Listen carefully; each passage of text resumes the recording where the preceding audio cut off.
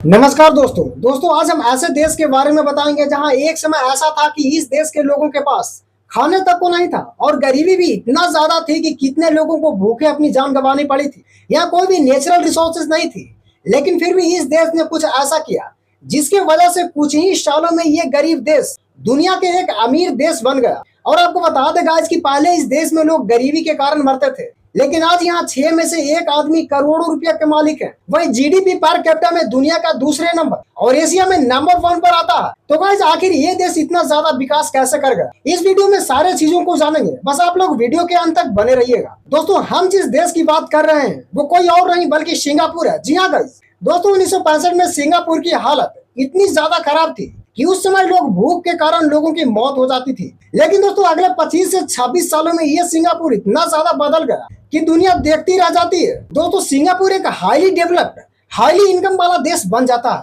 और अगर आज की बात करें तो दुनिया के टॉप 5 सबसे अमीर देशों में से एक माना जाता है। दुनिया के सबसे साफ देश, ना के बराबर करप्शन, ना के बराबर क्राइम, और कहा जाए तो गलत नहीं होगा कि एशिया का नंबर 1 देश बन गया है। तो दोस्तों आखिर ये कैसे पॉसिबल हुआ कि सिंगापुर आखिर इतना विकसित देश बन गया। दोस्तों सिंगापुर एक बहुत छोटा देश है जिसे नक्शे पर भी ध्यान से खोजना पड़ता है। ऐसा बताया गया है कि सिंगापुर की एरिया दिल्ली की एरिया की आधी है और यहाँ पर लगभग 57 लाख लोग रहते हैं। इसकी कुल क्षेत्रफल 710 वर्ग किलोमीटर है। तो इससे पता चलता है कि सिंगापुर की पॉपुलेशन डेंसिटी हुई 8028 लोग पर वर्ग किलोमीटर। वही लोग भारत को बहुत ज्यादा जनसंख्या वाला देश मानते हैं, लेकिन अगर कंपैरिजन करें तो भारत की पॉपुलेशन डेंसिटी है 446 लोग पर वर्ग किलोमीटर, यानी दोस्तों लगभग 18 गुना ज्यादा जनसंख्या वाला देश है सिंगापुर भारत की तुलना में।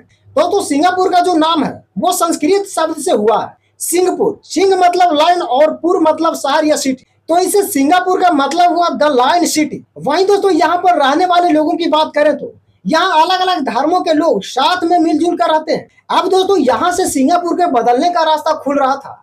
दोस्तों सिंगापुर में 1959 ईस्वी में इलेक्शन होती है और इस इलेक्शन को जीतते हैं ली कुआन यू नाम के शख्स, जो सेक्रेटरी जनरल थे पीपल्स एक्शन पार्टी पीएपी का, और ये बनते हैं सिंगापुर के पहले प्रधानमंत्री। दोस्तों शुरुआती में ली कुआन यू का मानना था कि सिंगापुर बहुत ज्यादा विकास नहीं कर पाएगा, इसे मलेशिया के साथ जुड़ जाना चाहिए, और 1963 में ये करते भी यही है, इसे मलेशिया के साथ जोड़ देते हैं। और ये चीज मलेशिया में बैठे सरकार को बिल्कुल पसंद नहीं आया कि सिंगापुर उनके देश का हिस्सा रहा। और इसके पीछे का सबसे बड़ा कारण था 1964 में मलेशिया में इलेक्शन होनी थी और पीएपी पार्टी ने ये निर्णय लिया कि वो इस इलेक्शन में कॉन्टेस्ट करेंगे। और यही बात मलेशिया के पॉलिटिशियन को बिल्कुल पसंद नहीं आया कि सिंगापुर के एक पॉलिटिकल पार्टी अब मलेशिया के इलेक्शन में कंटेस्ट करेगी। और ऐसा बताया जाता है कि सिंगापुर के लोग भी इस मर्जिंग से खुश नहीं थे, क्योंकि एक एग्रीमेंट की गई थी कि सिंगापुर करीब 40% अपना रेवेन्यू यहाँ पर मलेशिया में सेंट्रल गवर्नमेंट को देगा। लेकिन कुछ समस्या बताकर मलेशिया ने सिंगापुर को अलग कर दिया और इस समय सिंगापुर की हालत बद से बदतर थी। इसके खुद के कोई भी नेचुरल रिसोर्सेज नहीं थे।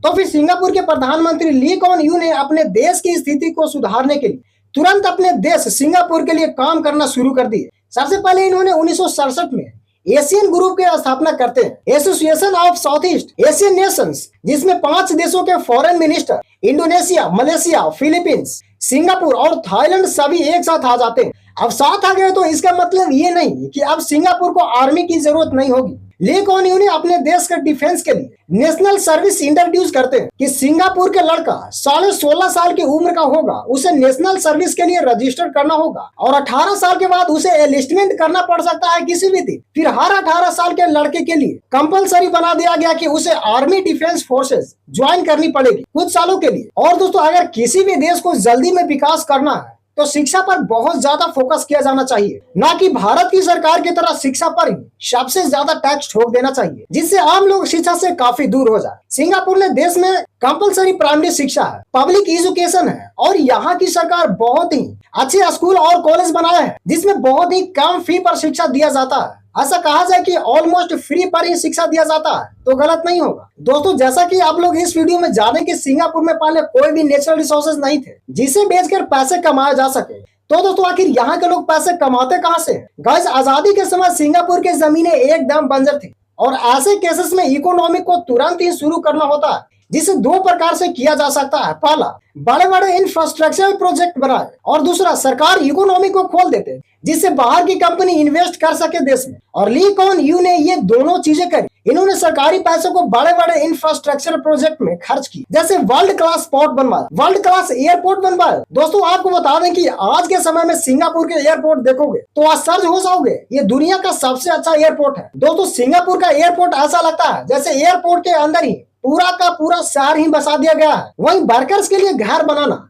इन्होंने हाउसिंग डिपार्टमेंट बोर्ड बनवाया। इन सारे प्रोजेक्ट में भारी मात्रा में एम्प्लॉयमेंट दी, लोगों की और इकोनॉमी की रीढ़ बनी, क्योंकि इस देश के पास नेचुरल रिसोर्सेज नहीं थे। तो इसका मतलब था कि देश की लोकेशन इसकी एकलौती एडवांटेज थी। वहीं गाइस अगर देश को तेजी से विकास के राह पर ले जाना है तो देश से करप्शन खत्म हो जाना चाहिए। करप्शन होगी तो कोई भी बिजनेस करना आसान नहीं होगा। आज के समय में 180 देश में चौथे लिस्ट करप्शन देश है सिंगापुर दुनिया में। एशिया का एकमात्र ऐसा देश जो टॉप 10 में रैंक किया है पिछले 10 सालों में। तो दोस्तों आखिर क्या जादू किए ली कुआन यू ने जो सिंगापुर से करप्शन को एकदम खत्म कर दिए? तो दोस्तों सबसे पहले ली कुआन यू ने सारे सरकारी एम्प्लॉयमेंट की सैलरी बढ़ा दी, और जो पॉलिटिशियन है, जो मंत्री है, उनकी भी सैलरी बढ़ा दी। दोस्तों यहाँ के मंत्रियों को इतनी ज्यादा सैलरी दी जाती है कि आप सुनकर यकीन नहीं करोगे। दोस्तों अभी के समय में जो प्रधानमंत्री सिंगापुर के लॉरेंस वोंग, जो हाल ही में 15 मई 2024 के चौथे प्रधानमंत्री के रूप में शपथ लिए हैं, जो दुनिया के सबसे ज्यादा सैलरी पाने वाले प्रधानमंत्री है, इन्हें सैलरी के रूप में 2.5 मिलियन यूएस डॉलर मिलता है। जी हाँ गाइस, और ये सैलरी यूएस के राष्ट्रपति और रूस के राष्ट्रपति व्लादिमीर पुतिन से भी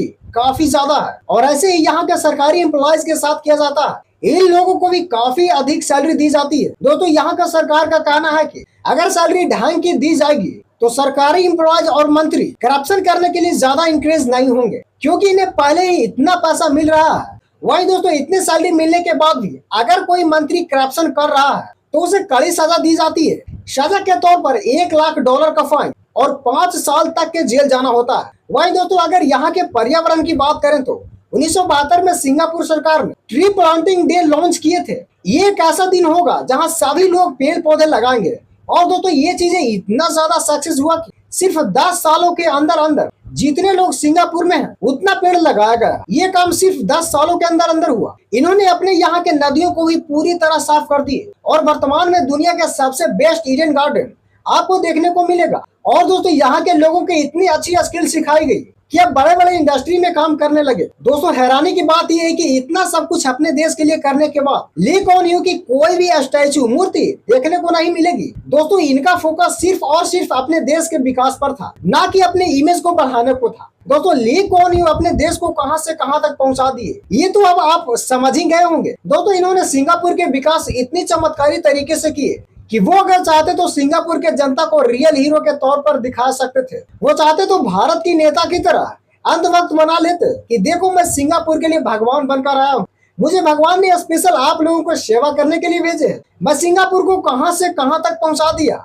लेकिन ली कुआन यू ने ऐसा नहीं किया। दोस्तों ली कुआन यू एक वेरी एजुकेटेड पर्सन थे। इनके बारे में ये भी बताया जाता है कि ये दूसरों के सजेशन हमेशा सुना करते थे, जो बहुत ही कम पॉलिटिशियन में ये क्वालिटी पाया जाता है। दोस्तों ये सब जानने के बाद ये तो आप अच्छे से जान गए होंगे कि अगर आप अपने देश में सही नेता को चुनते हो तो वो आपके देश को कहां से कहां तक पहुंचाने का दम रखता है। वहीं अपने देश भारत के नेता जनसंख्या के रोना रोते हैं, जबकि सिंगापुर भारत के पर किलोमीटर के अनुसार सिंगापुर भारत से 18 गुना ज्यादा जनसंख्या वाला देश है। तो ली कुआन यू भी कह सकते थे कि इतना ज्यादा जनसंख्या है तो हम अपने देश को विकास कैसे कर पाएंगे। लेकिन इन्होंने ये करने की बजाय ईमानदारी और सही सोच के साथ काम करने पर विश्वास किए और भारत के पॉलिटिशियन को रैली और रोड शो करने से फुर्सत मिले तब तो, हिंदू मुस्लिम करने से फुर्सत मिले तब तो, लगातार गोदी मीडियाओं को इंटरव्यू देने से फुर्सत मिले तब तो भारत के विकास के लिए सोच पाए। तो आज अगर भारत के नेता लोग चाहे तो भारत को फिर से सोने की चिड़िया बना सकता है या नहीं, हमारे कमेंट सेक्शन में ज्यादा से ज्यादा जरूर बताएं। और गाइस अगर वीडियो पसंद आया हो तो चैनल को सब्सक्राइब करना ना भूलें।